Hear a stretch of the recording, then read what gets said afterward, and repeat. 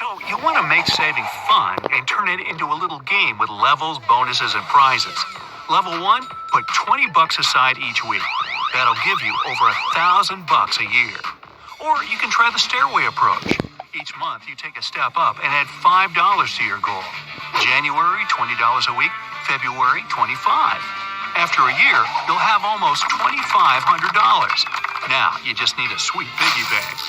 Since we're talking about a game here, why not add more players? Maybe some family members or close friends.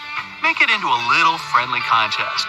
Whoever saves the most over a certain number of months gets a free ice cream, courtesy of everyone else. I like that. If you're up for a challenge, here are a couple of good ones. The 365 Money Saving Challenge. First, you choose a small amount to save on a daily basis and add 50 cents to that each month. January, $1 a day. February, $1.50. That'll get you to well over 1,000 by the end of the year with a bunch to spare.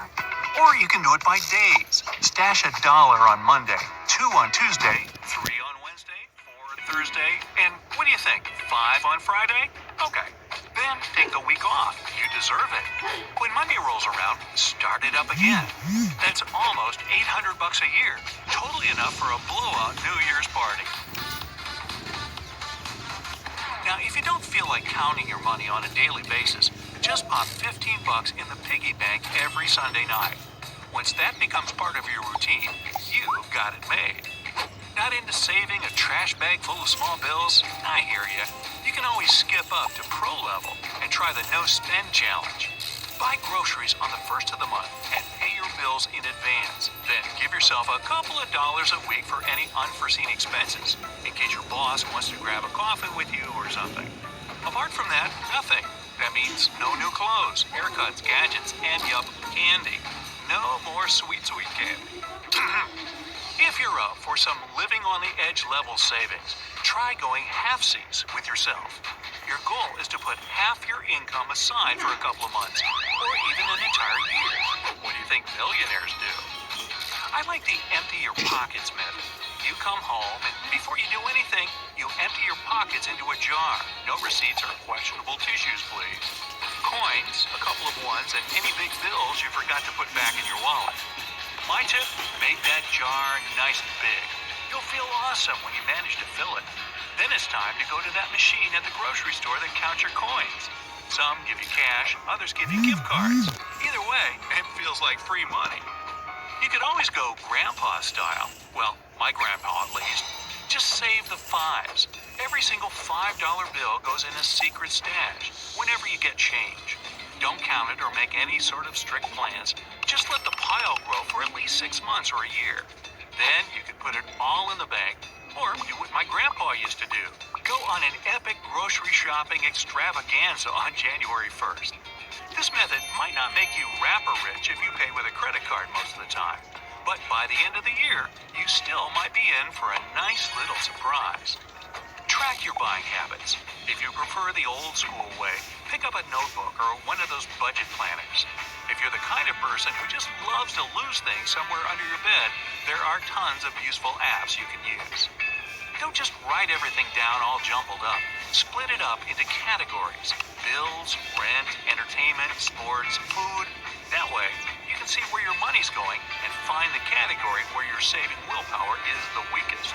Maybe you visit that restaurant on your way to work a little too much. They even know your name. That's never a good sign. Deep down, you know the solution.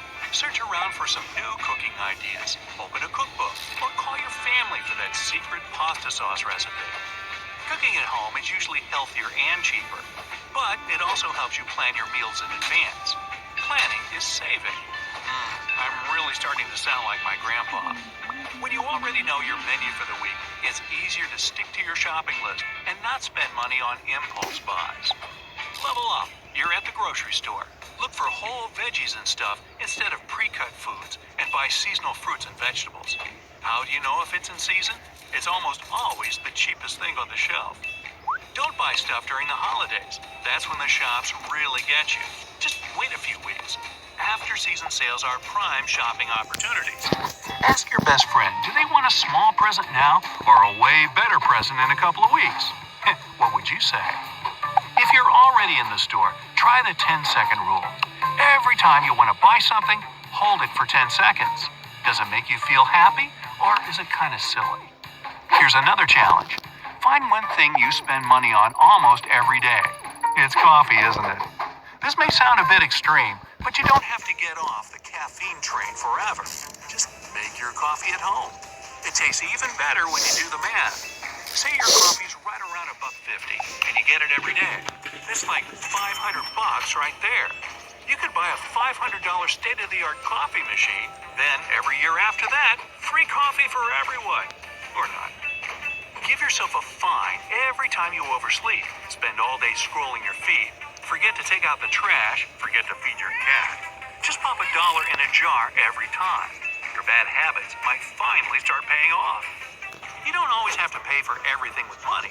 What about the good old barter system? Buying stuff with other stuff. Back in the day, people used to pay with food, spices, tea, even salt. You used to be able to pay your rent with onions about 1,000 years ago. What kind of stuff are you good at? Give your friend's car an oil change. Groom your neighbor's dog. See what they have to offer. You might get a home-cooked meal, a free haircut, their old bike. It makes it exciting. DIY is totally back in these days. Make your own chemical-free, eco-friendly detergent, cleaning spray, soaps, even shaving cream. Cheaper, better, plus you'll learn something. Vinegar, olive oil, bicarbonate of soda, way cheaper than cosmetics and industrial cleaners. A nice way to save on